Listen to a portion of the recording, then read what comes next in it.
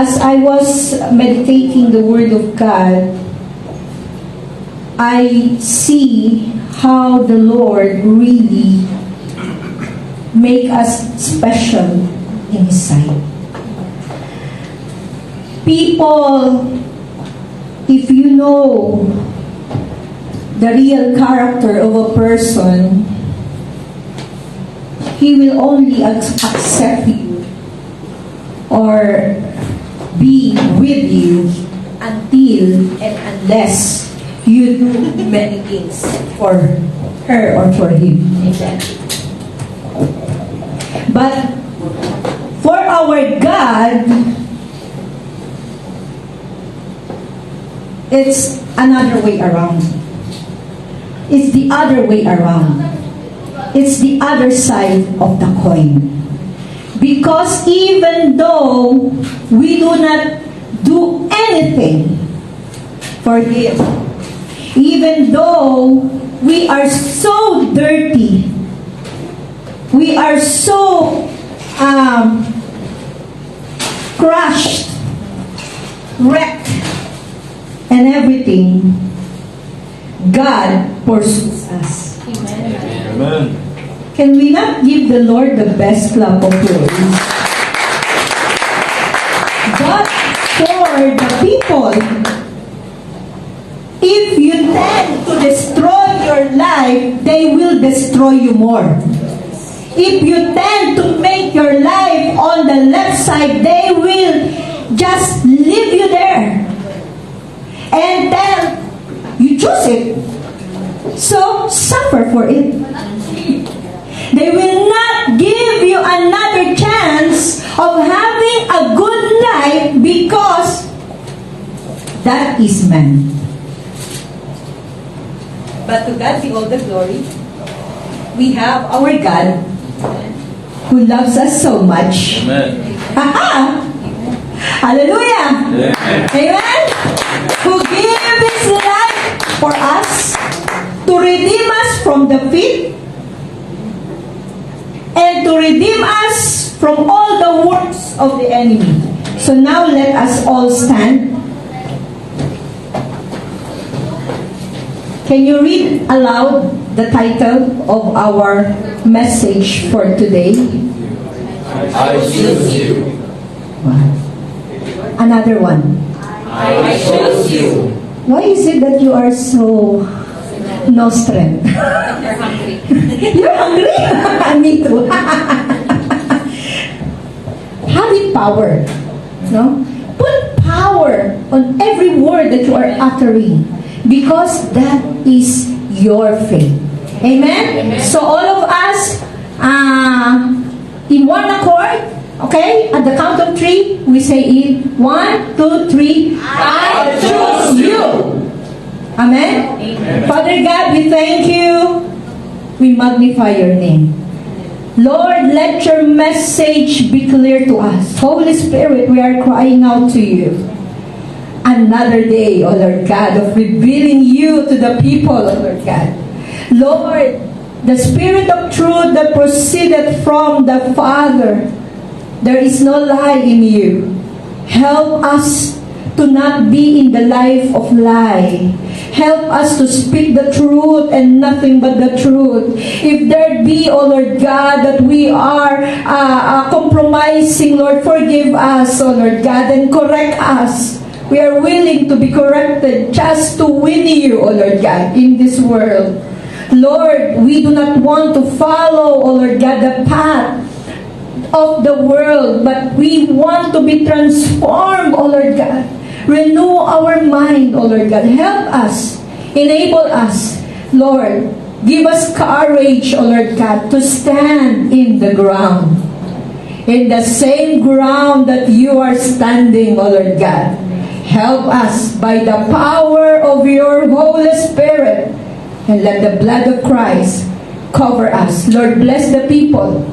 Every heart, every soul that is in here, Lord, protect them. Lord, let their heart be open.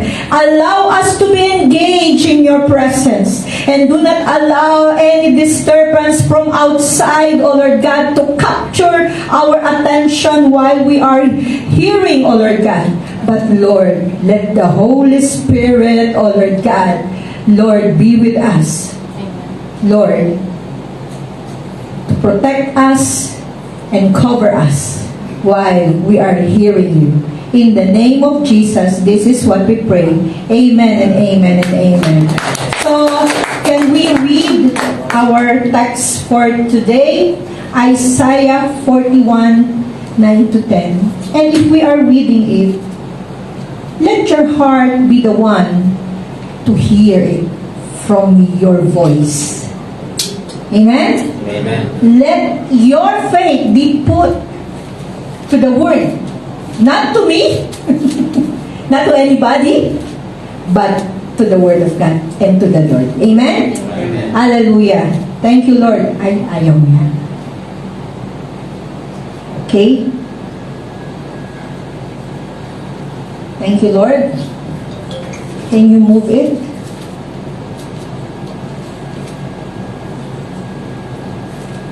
That's already. Okay. Verse 9. You whom I, the Lord, have taken from the ends of the earth and called from its remotest parts and said to you, you are my servant. I have chosen you and have not rejected you, even though you are exiled. Do not fear anything, as in anything, whether it be person, whether it be situation, whether it be troubles, trials, whether it be anything in this world that will create fear in you. Amen? Amen. Do not fear anything, for I am with you. Amen. Actually, I want to revise it. I want it like this. For I am is with you. Is it okay? Amen. I am is with you. Amen. Do not fear anything, for I am is with you. Amen. Do you understand? Do not be afraid, for I am is your God. Amen. Do not be afraid, for I am is your God. Amen. If I am is your God, you should not be afraid, but you should be secure. Because the Lord is your God, and He will protect you, and He will be with you wherever you are. He is your Emmanuel. Amen. Hallelujah! I will strengthen you. Be assured, I will help you. I will certainly take hold of you with my righteous right hand, a hand of justice, a hand of power, a hand of victory, and a hand of salvation. To God be all the glory. Can we give the Lord the best clap of praise? Hallelujah. Thank you, Lord. You may be seated. Actually, I will get first this one,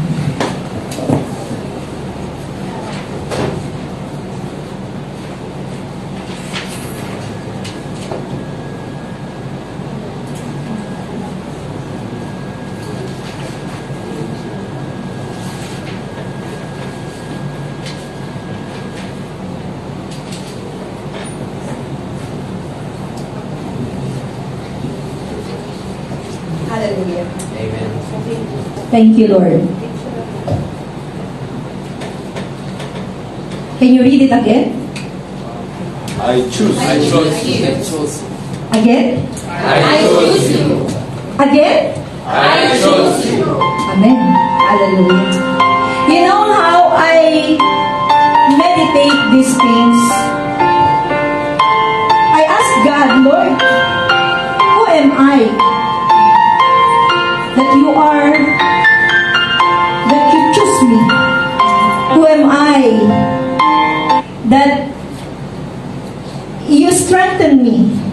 Who am I, O God, that you give me all that I need? Who am I, O Lord God, that you have prepared the world for me? Who am I that you have created me in your image and likeness? How special am I? Amen. Do you think it about your God? Have you realized it about your God? Have you told it about your God? Have you seen yourself in front of your God? How He managed to choose you, to choose me, even we are so filthy and dirty and no beauty can be seen in us. Who can say here that she or he is beautiful? Inside and out. Who can tell? Me, I cannot tell. Maybe outside. Inside. Outside. No? The face, everything. But even, it's not perfect. There is no perfection in us. You cannot see any man who is perfect. Right now, even right now, there is what we call aesthetics operations, that you can make your nose be like as tall as the tallest that you want, the sharpness that you want. Your body, there is no contour before. Now you can make the science to contour your body, and every part of the body are now insured just to have it not to be changed. And if it will be changed, they can again remake it. Do you understand me? But what about us? We do not have money to do it. Do we see any beauty in us? Amen. Can the Lord see any beauty in us? Can the Lord see the beauty in the ashes in us? If God is the one who will be at work, yes. Amen. Have you seen the word again? Repeat it. I choose you. Repeat it. I choose you. What about if God is here and He will be the one to say to you this word, I choose you? How you will feel?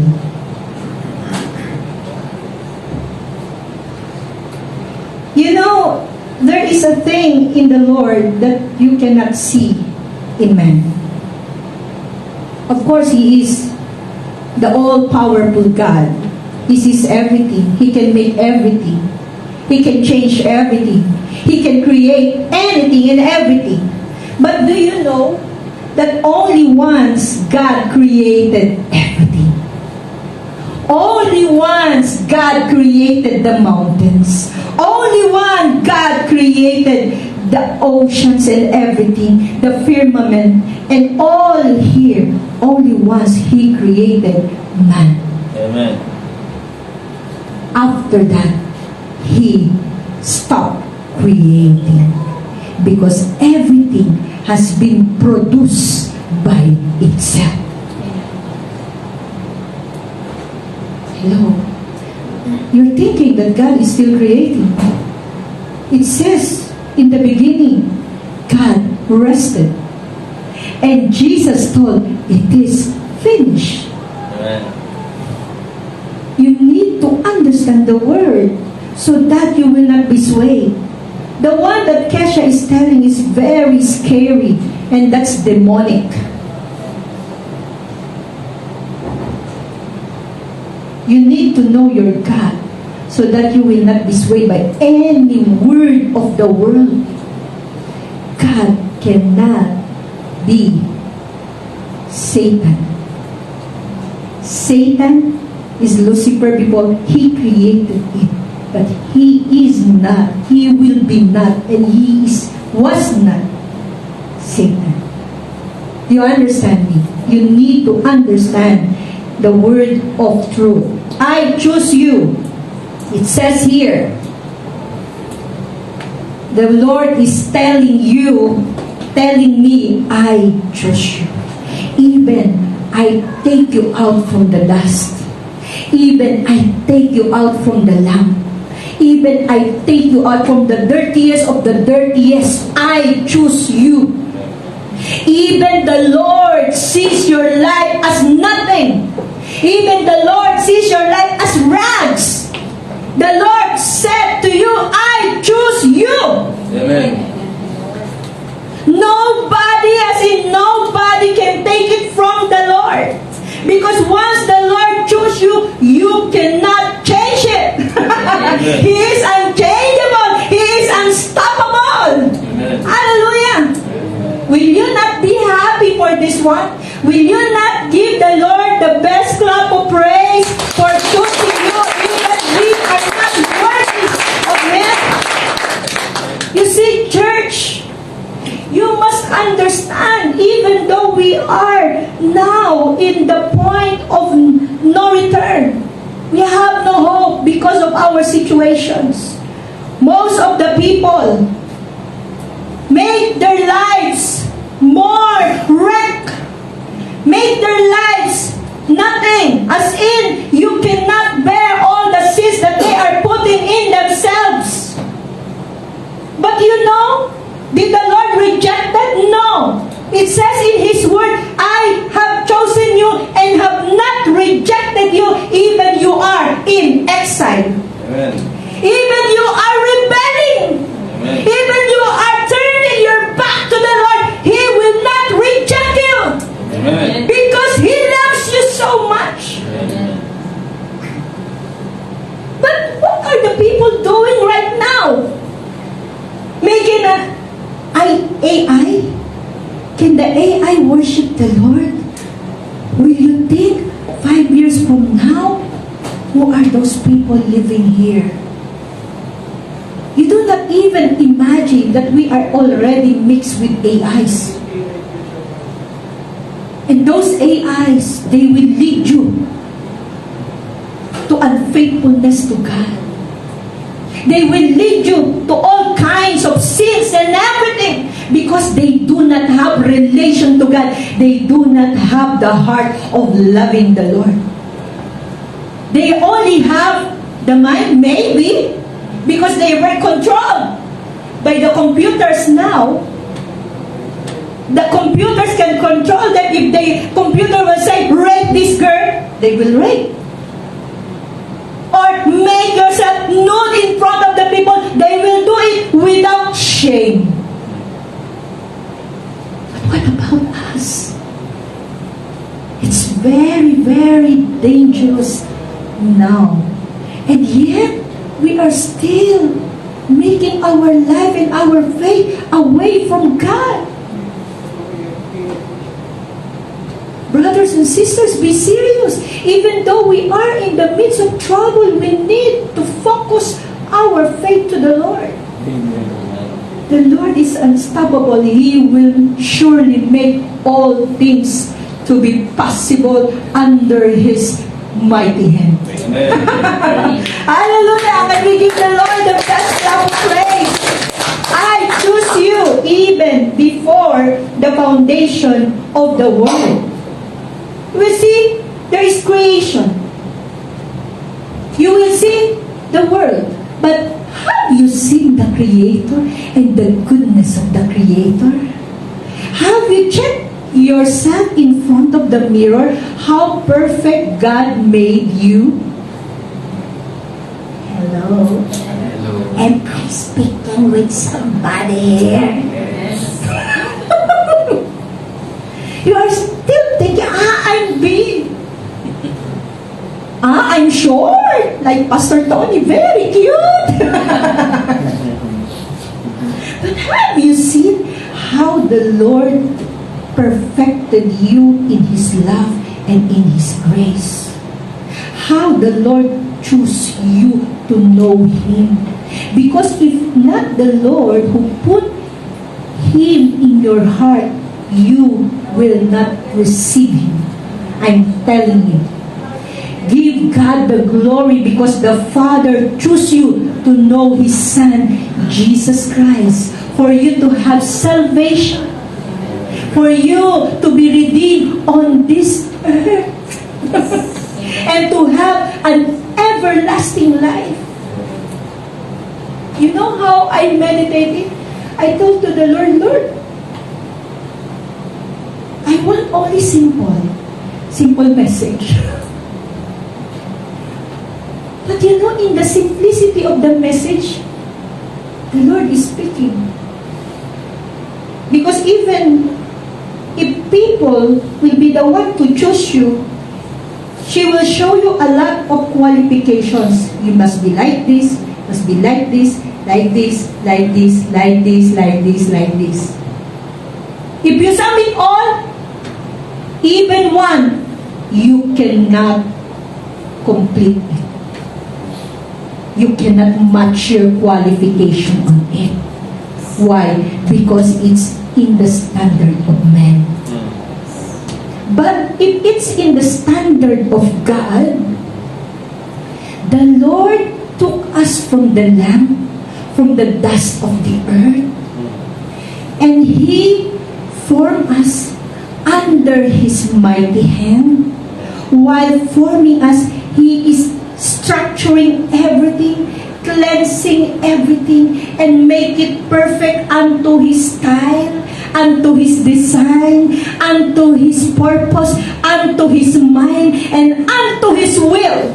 Everything in us is perfect in the sight of God because the Lord is the one who made us. Amen. And the Lord did not see weakness in us. That is why He told us, you are my servant. I have chosen you even before the foundation of the earth. You are mine. No one can own you, only me. Hallelujah.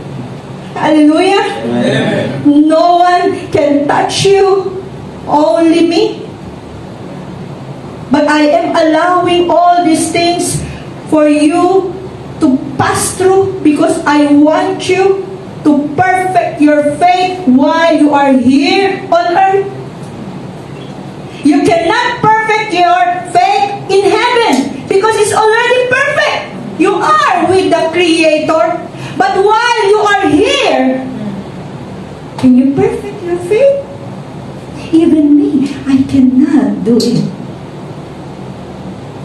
Even me, I cannot make my faith perfect. Because one way or another, I will fall. Do you understand me? Hallelujah. Thank you, Lord. Ephesians 1, verse 3 to 5. Praise be to the God and Father of our Lord Jesus Christ, who has blessed us in the heavenly realms. Hallelujah. Glory to God. God does not only bless us here on earth, but in the heavenly realm. Because our citizenship is not here on earth, but in heaven. That is why when He bless us, first here on earth, He needs to bless us because originally He blesses us in the heaven. While we are still being planned by God, He already subdue us with all the heavenly realms blessing. Do you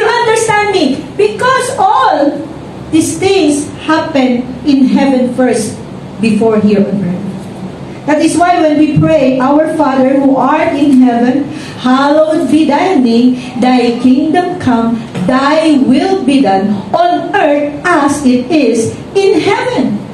First, it came in heaven, then on earth. In a spiritual first, then in physical. Do not be misled. You need to know God and you need to know His truth. Who has blessed us in the heavenly realms with every spiritual blessing in Christ. For He chose us in Him. Who chose us? Who chose us? God chose us. He chose us in Him before the creation of the world to be holy and blameless in His sight. You see this one? He chose us in Him before the creation of the world to be holy and blameless in His sight. Holy and blameless in His sight. You know, church, brothers and sisters, in the sight of God, we are holy. But why we are being unholy? Because we choose the world and we choose the activities and desires of the world. We abuse our body. We abuse our mind. We abuse our brothers and sisters. We abuse everything. We abuse the company. We abuse the church. We abuse our family. We are not just thinking about it, but one way or another, we did it. Those suggestions of the world, you need to think over and over again. Because maybe in the decision that you will make, you are being compromised with all the things of this world. You are thinking, it's right. I will do it. I will do that. I will do this. But if you will just consult the Word of God, you will see this should not be in the standard of God. It will make your life compromise. And you need to always consult the Word and the truth. Amen. So that you will not commit any compromising decisions that you are thinking, it's okay, the Lord will understand me. Are you sure? Are you sure the Lord will understand you? You know the truth. Why you did not do the right thing for God? Hello? Am I speaking correctly? Yes. Sometimes decisions of men are according to the standard of man. But if you will only search the Word will tell you the right thing to do that will please the Father. Hello? You are consulting many books, philosophies, science, advices. But the Lord said, I choose you.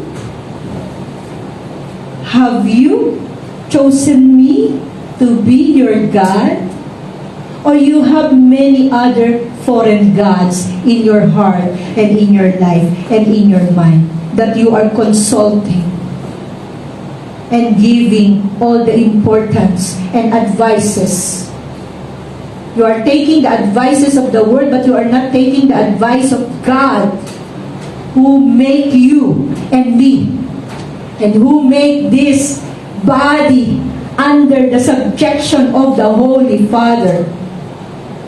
The sweet aroma of worship, the reasonable service that the Lord is asking of us to bring and offer this body as a living sacrifice, holy and pleasing to Him. Do you know, as the Lord chose us, He did not see the standard of human in choosing man. He sees his standard. You know, if the Lord sees his standard, the one he chose, he will bring it to his standard. So if this precious creation needs a repair, needs cleansing, and needs overhauling, he will bring it to his standard, not to the standard of man. Do you understand me? That is why we are being changed from glory to glory. We are being changed day by day. Why? Because the one who is at work in our life is God. He is the one who is molding us. He is the one who is cleansing us. Is capturing. The world is capture us in His standard. But now, when we know Christ, the Lord start to crushing our life and remolding it again for His standard, because He chose us to be His until the coming back of Christ. Amen. Hallelujah. Amen. Do you understand?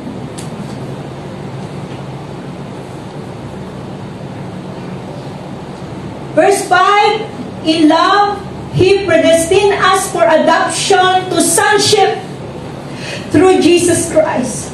You see this one? He predestined, meaning we are to be with Christ, predestined for adoption in accordance with His pleasure and will. Not according to man's pleasure and will, but according to God's pleasure and will. No one will escape God. Hello? No one can escape God and will escape God. If you say yes to Christ, you will be for God forever. He will make your life, remake your life, and perfected your life for His glory. Hallelujah. Amen. Ephesians 1:11 to 12, in Him also we have received an inheritance, a destiny. We were claimed by God as His own. You see this one? Here on earth, nobody will claim you as His own. Even your husband or your wife, they cannot claim you as their own. One way or another, they will reject us. Hallelujah. Especially if we are being the cause of their headache. The cause of their shame. They will reject, even in the world. No? Your boss will reject you if you are always committing mistakes, errors, and everything. Nobody will like you if you are the cause of problems and troubles, even in the family. At least nowadays, the Christian family is accepted already that we are being renewed. That is why our parents accepted us whatever things happen to us. But to the world, no way. Even your friends, if you do not have money, kaliwali. Goodbye, marikita-kita. No? If you do not have, you are not being a benefit to them, goodbye. See you later. Masalama. Amen? But for the Lord, no. He took us from the land. Remember that one. And He molded our life. He cleansed us. He loved us even though we are sinners. No one can love us even if we are sinning. No one. I'm telling you, no one. They will reject us. They will throw us like a garbage. If you are not one with them, they will dump you in trash. But the Lord, you will not experience it with God, because God will love you more. Will love you more. Will love you more. Hallelujah. Amen. Glory to God. Having been predestined, chosen, appointed beforehand according to the purpose of Him.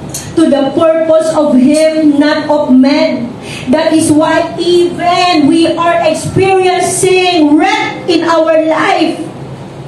We are being abused. We are being dumped. If God's purpose is like that, we cannot do anything about it. We cannot change it. Only God can change it, because He makes all things beautiful in His time. Before you are a victim, God can make you a victor. Amen. Hello? Do you understand God? You need to understand Him and to submit your life to Him. So that even you are experiencing all these kinds of correcting and troubles and everything and training. After the training, we will be righteous in His sight because He chose us. Amen. Hallelujah. Glory to God. Jeremiah 31. This is one of the reasons. No? In all of these things, whether it be good, whether it be bad, this is the reason. I have loved you. That is why I chose you. The Lord is telling us right now, I have loved you with an everlasting love. I have drawn you with unfailing kindness.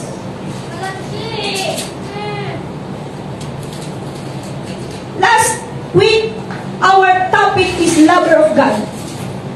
Now God is speaking to you. Yes, you must, because I have chosen you and have not rejected you. That is why you need to bring yourself to Him. Do not go away from Him. Do not be far from Him. Because He wants you. Amen. He loves you. This is a personal relationship. That God is giving us. He's telling, I choose you. Why you are far from me? I choose you. Why you are turning your back to me? I already cleansed you. I already blessed you with all such spiritual blessing that you can have on this earth. I have already give you everything. I have already sacrificed myself for you by giving my only Son for you. And then why you are still far away from me?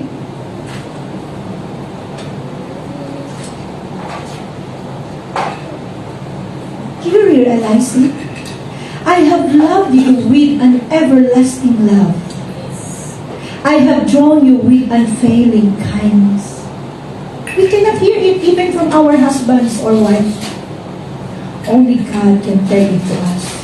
I have loved you with an everlasting love. Maybe our partner can tell us, I love you. Period. But everlasting love, unconditional love, no way. Because men always have conditions in loving people. Understand? But for God, No way. He took us from the dirty dust. What beauty we have. What beauty we have. What beauty have the dust, have the lamp has. No beauty in the lamp. You can see all dirt, you can see the poos, you can see these scavengers, you can see worms, you can see garbages, you can see anything in the lamp, in the clay, in the garbage. But why God wants us? Have you realized it? Why He chose us? What benefit He will get from us? But God gave all the benefits. God gave all the blessing.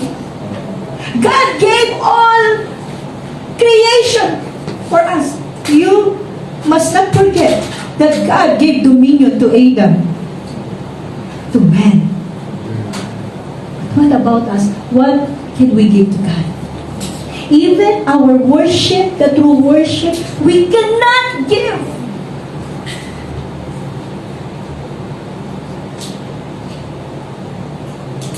Who among us here really give his heartfelt worship to the Lord? Who among us here really worship Him to the worship that He needs to receive? Who among us here really love the Lord? Because God loves us so much.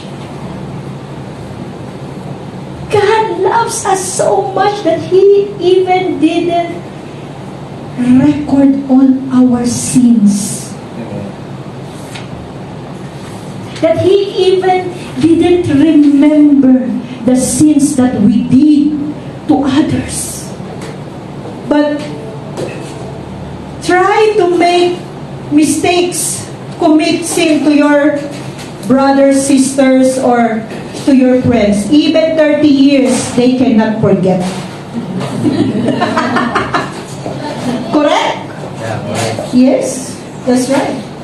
But to the Lord, as far as the east is from the west, that is how God forgets our sins. And who among men know now how far is the east from the west? Is there any man who knows the distance from the east and west? Hallelujah. Glory to God. Can we give the Lord the best clap of praise? Do you understand me? I choose you. As you're hearing this word, what comes to your mind and to your heart? To bear my name. I choose you to bear my name. I choose you to have my name. I choose you to use my name. In faith, I choose you to have power in my name. My goodness, I choose you to be comforted by my name. Brothers and sisters, this is not a joke. There is healing in the name of Jesus. There is power in the name of Jesus. There is life in the name of Jesus. The Lord said, I choose you. Why you did not use my name? Why my name is not in your heart? I choose you to bear my name. I choose you to bear myself. I choose you to bear my being king. But you neglected it and you made my name a trash. That you even didn't believe in my name. You can cast out demons. In my name, you can lay your hands to the sick and the sick will be healed. In my name, you can preach the preaching of salvation. And you can win soul in my name. But why you did not use my name for my glory? I'm telling you, church, you need to understand the Word of God. Bearing the name of Jesus is not easy because you are bearing the glory of God. You are bearing the power of God. You are bearing the sovereignty of God in your life. That is why you need to have it. The Lord is telling you, I choose you. I choose you. While I am meditating it, I was so really blessed. Confirming to me, wherever you are, stay put, be still and know that I am the Lord. There is life in the name of Jesus. There is power in the name of Jesus. Glory to God. You know our experience, Pastor Tony and me, in this life is very hard, very tough. We can see the miracle of God in us. We cannot forget it. We want to always say it, to always remember it, because the Lord is telling, remember all these things that I have done in your life. Amen. But forget all the sin that you have done. Amen. Forget your past life that you are far away from me. But remember all the goodness that I have done in your life. That is why every moment that we are in the situation, I will always go back to the time that God saved us from all these troubles, from jail. God saved us from jail. He is really a Savior. His being a Savior is real to us physically because God saved us. Imagine how if you are having a debt of 220,000 reals, I do not know how you will sleep. And I do not know if you are still smiling and laughing. Maybe if there is no God in us, we will kill ourselves. Because how can we escape 220,000 reals? There are people here who are witness. Abby is a witness. Mommy Lourdes is a witness. Abby Sally is there. He is a witness that we are in that situation and God saved us. Amen. God lifted us up. He take us from the land to His marvelous light. If I remember that time, I have no guts to go out of the road and drive because I am afraid that police will catch me because I have loan in the bank. and they are telling me, go to the police because you did not pay. Why I go to the police? I told them, why I go to the police? Will you feed me there? I told the bank, I will stay in my house because that time is a COVID time. It's lockdown. And the bank is telling me, go to the police because you are not paying. Why I go to the police? I will stay in my house. If I have the job, I will pay you. True to the word. God, do not give me the job. But God gave us the project. 330,000 reals project. So we can pay the 220,000 reals debt here in Qatar. To God be all the glory. Simple thing. Pastor Tony, go out, talk to many people just to borrow money to sustain this project because we have even even do not have 1 real. We have negative. We have 220,000 reals debt. But with even 1 real, we do not have in our pocket. And we need capital, 180,000 reals, to proceed with the project. How the Lord make miracles? Because God chose us. Yes. Hello? God chose us. My children didn't know anything about it. How me and my husband suffered here in Qatar during COVID times. That they even don't know that we will be in jail. And nobody can claim us. Nobody. Only Abraham. Our beloved Abraham. That's why we love this boy so much. We take him as our son. In a time of our need, he was there, praying for us, with us in everything.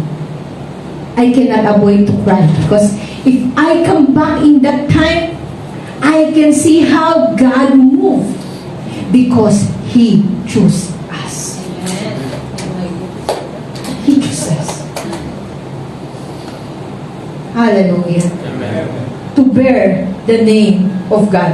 That is why now, if somebody will tell us, turn your back to the Lord. Why? Why? After all these things that God had done in us, even people left us, we will still be in God. Even though we were alone with God, we will be still in God. Amen. Because only God can really be our life and our help. Even our children left us, we will stay in God. Because only God really loves us. Nobody really loves us but only God. Only the Lord. And also for you. Check who really loves you. You will see only God can love us unconditionally. Hallelujah. People will love us because of money. People will love us because they get benefit. People will love us because you are there. But if you are absent, you will see they will look for somebody. Hello? Am I correct? Yes. Yes. Look at husbands and wife. There in the Philippines, they are so in love. But after one of them left, after some time, they found another one. And now the marriage are ruined. That is the proof. Yes, but God, He will not leave you nor forsake you. Amen. He will not leave you alone, but He will always go with you through the ends of the earth because He chose you. Amen. Hallelujah. Amen. Acts 9:15. This is the scenario of Paul when God encountered him and met him. But the Lord said to him, "Go, for he is a chosen vessel of mine to bear my name before Gentiles, kings, and the children of Israel. For I will show him how many things he must suffer for my name's sake." What if the Lord is telling you like this? How will you respond to God? Patrick, if God will tell you like this, how you will respond to God? I will show you how many things you must suffer for my name's sake. Hallelujah, I cannot bear it. If God will tell me like this, I will really cry to God. I will really ask His grace and His mercy for Him because I cannot bear it. You see, only you do not have money to pay the rent, you are crying too much. Only you do not have job, and yet, like it's the end of the world already. You know there is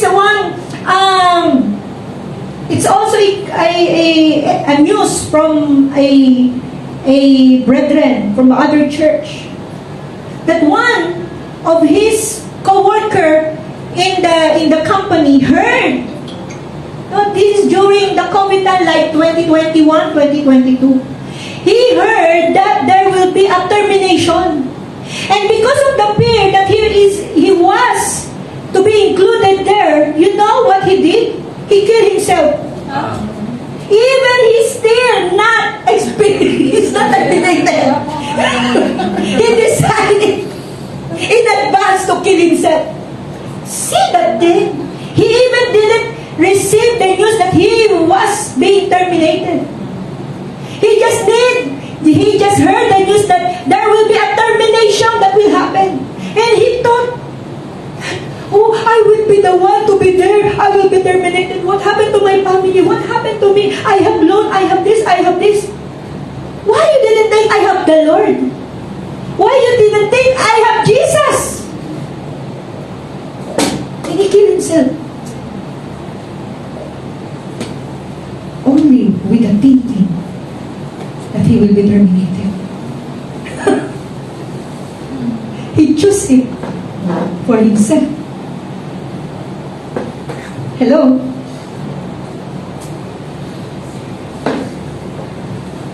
Philippians 2, 9 to 10. Is it simple? No, it's not that simple. If you do not believe in God, you will be in that kind of decision. If you do not know God, and you do not know yourself, and you do not have a faith, even as small as a mustard seed, then you will be in that kind of decision. But pity to you. Amen? Because you did not give God the glory in your life by being still and believing that He is in control of our life. Philippians 2, 9 to 10, therefore, God exalted Him to the highest place and gave Him the name that is above every name, that at the name of Jesus, every knee should bow in heaven and on earth and under the earth, and every tongue acknowledge that Jesus Christ is Lord, to the glory of God the Father. That is why He told us, I choose you to bear my name, so that on this earth you may walk with confidence with me. Not with the world, not with man, but with me. Because you are bearing my name. Ephesians 1:11 to 12. In Him also we have received an inheritance, a destiny. We were claimed by God as His own. Claimed by God as His own. We were claimed by God as His own. Having been predestined, chosen, appointed beforehand. Actually, handpicked. No? Handpicked. If you are the one to choose something in the midst of many things in your front, if you choose one, you will get it by your hand. Personally. I will say it again. Personally. And intentionally. That is how God handpicked us. Personally and intentionally. He didn't need anybody to choose you and to choose me. And in His choosing, He used His hand to pick us out. Intentionally. Personally. I'm telling you, we are so special to God. So special. As I meditate this, I cannot avoid to cry. Because why? Who among us has a good life here? Can you raise your hand? Who among us here has a pure heart? Can you raise your hand? Who among us here now, even now, truly love the Lord? Can you raise your hand? When I meditate these things, I told God, Lord, I cannot say anything. But I appreciate and acknowledge His goodness in my life. You know, if God is not with us, we are wrecked. I'm telling you, brothers and sisters. We cannot even have the hope of sleeping and getting up the next day with this life again. God loves us so much. Hallelujah. Amen. We have been predestined, chosen, appointed beforehand according to the purpose of Him who works everything in agreement with the counsel and design of His will. To whom is He coordinating with others?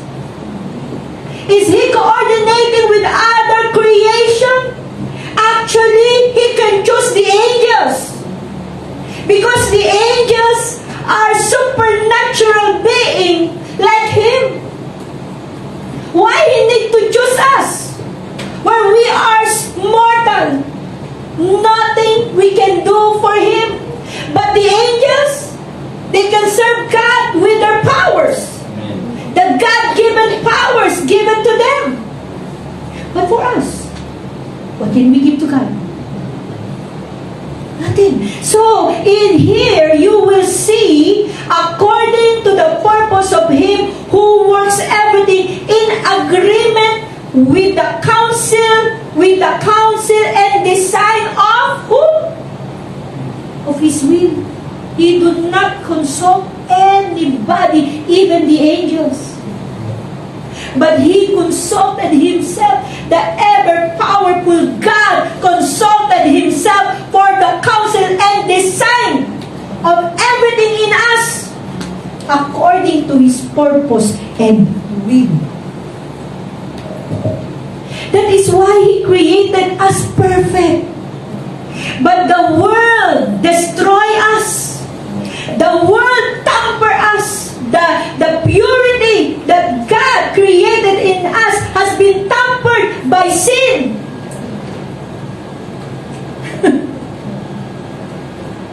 Hallelujah. Glory to God. You still want more? Still want more? Do you understand how God chose us so for His purpose and will? So that we who were first to hope in Christ, who first put our confidence in Him as our Lord and Savior, would exist to the praise of His glory. Exist to the praise of His glory. Not the glory of man, but the glory of God. Because we have served His purpose. Do you know even good things or bad things, if this serves the purpose of God, we give Him all the glory. It is not because our life has been wrecked. We will not give Him the glory. Of course not. That is ironical to the character of God. Because He is the one to control everything. And He makes all things under His power and molding, so that all those bad things that happen to us, He can make it repaired and beautiful again for His purpose and will. Not for your purpose and will. And then we will know that He is God. Hallelujah. Amen. Glory to God. I choose you. Right, Patrick? God chose you, right? Vina. Len. Sandy. Patricio. God chose you, right? Hallelujah. As a witness for Christ and to bear fruit. You see? What are those there? For us to bear fruit? There is love. You will see in the word, not fruits. Singular. Teacher, right? But this is fruits, it's many. But this is fruit without S, it's singular. Only one. To bear fruit.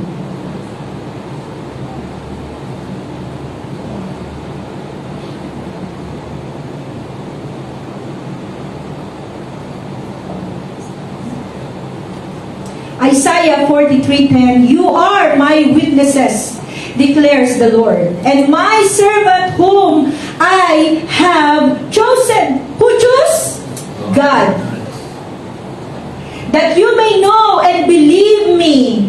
You may know and believe me and understand that I am He. Before me there was no God formed, and there will be none after me. That you may know and believe me and understand that I am He. Before me, there was no God formed, and there will be none after me. So everything in the world, from the beginning to the end, God knows. Yes. Amen. That is why all people who will be born on this earth, who were born on this earth before, God knows. God chose to see the earth. Nothing here on earth that exists that God didn't know.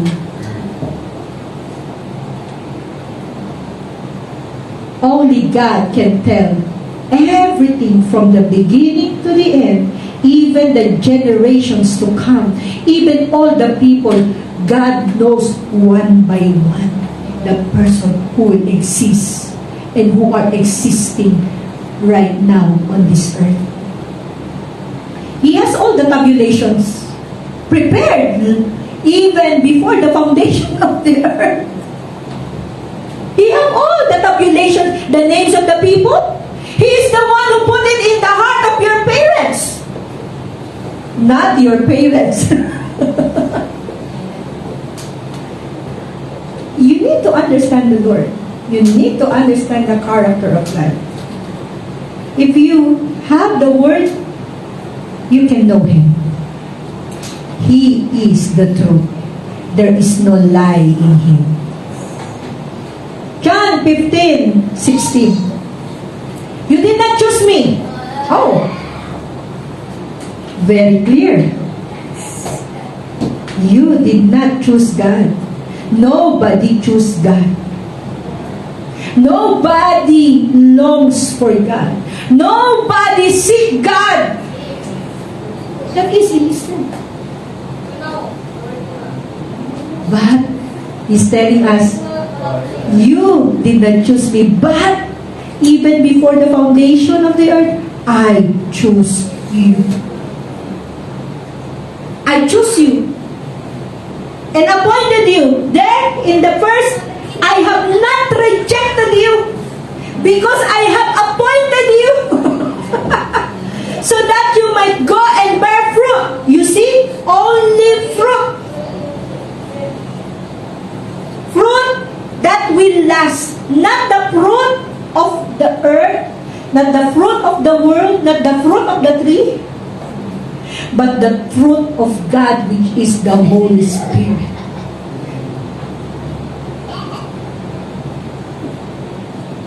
The fruit that will last.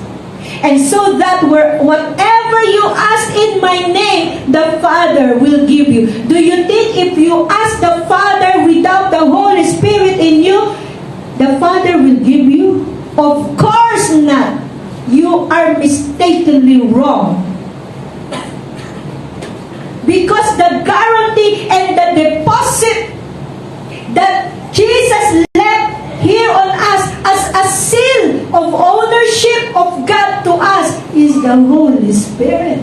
That is why if we pray to the Father, the Holy Spirit is beside us, interceding for us. And that is the thing, that is the one that sees, that the Father sees. He sees to us the blood of Jesus. He sees to us the Holy Spirit. That is why the Father is pleased and He will give the answered prayer to our longing. Do you understand me? We did not choose God. He chose us and appointed us to bear much fruit. And that fruit will last. And whatever you ask in my name, the Father will give you. For the Father is pleased if we bear much fruit. Hallelujah. Glory to God. Isaiah 45 verse 9. Thank you, Lord. Who judgment is coming to him who quarrels with his maker. I think we are in this kind of situation. We always quarrel with our maker. Right, Abraham? We always say to God, Lord, I do not want that. Lord, I am so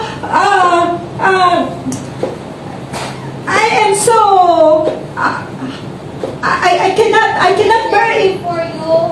It's very hard, Lord. It's very hard. I will turn my back to you if you will not give this, if you will not take me out from this situation. I will turn my back to you. Oh, even if you did not tell it, you are already doing it. You should not tell it. Because actually you are doing it. You are turning your back to the Lord. You are not believing His word. You are not believing His truth. You are not doing His truth. The word of God says, why you are calling me Lord, Lord, and you are not doing what I am telling you to do? Why you are calling me Lord, Lord? Those who call me Lord is the one who is obeying me. Those who call me Lord is the one who are doing the things that I am telling him to do. But opposite. You are doing the opposite. And then you are calling me Lord, Lord. Whose Lord you are calling? The Lord of Rings?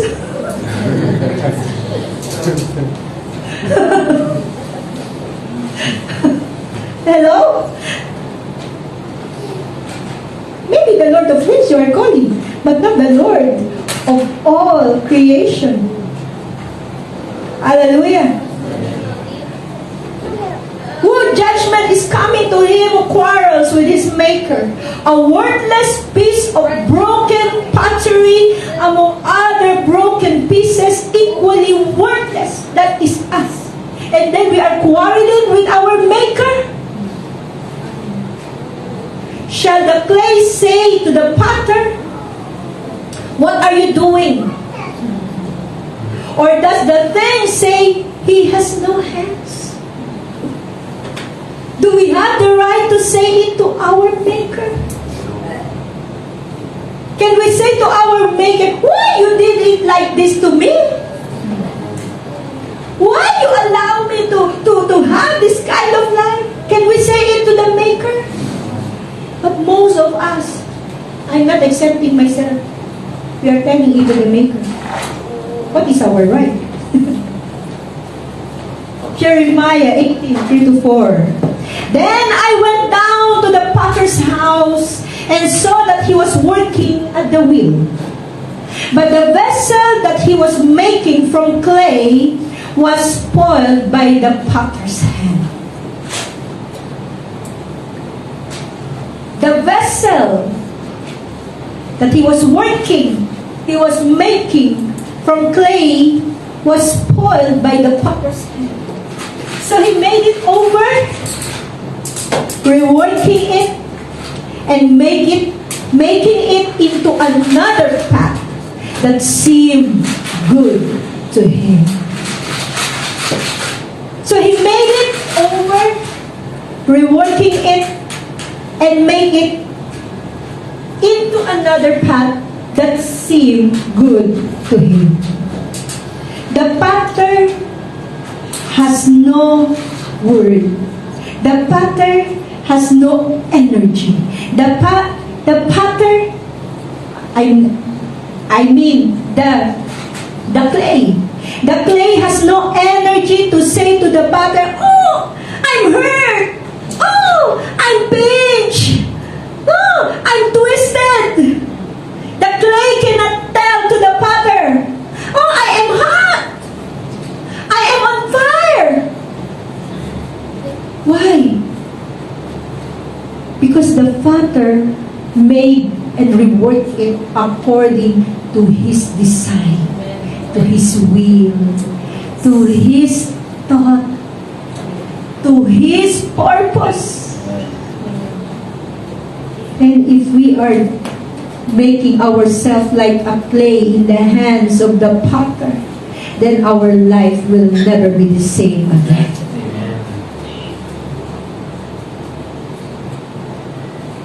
Hallelujah. Amen.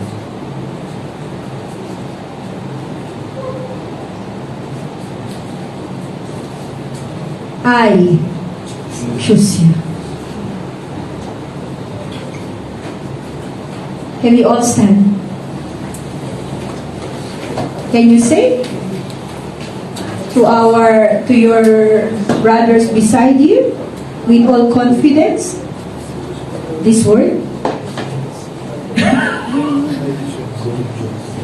Hey, understand me. I choose. Can you say to your brothers or sister beside you with all purity and truthfulness this word? Yes. You see? You see this reality and truth? Do you see this reality and truth? That even you know your brothers and sisters, you cannot say to him or her, "You choose him," or "You choose her."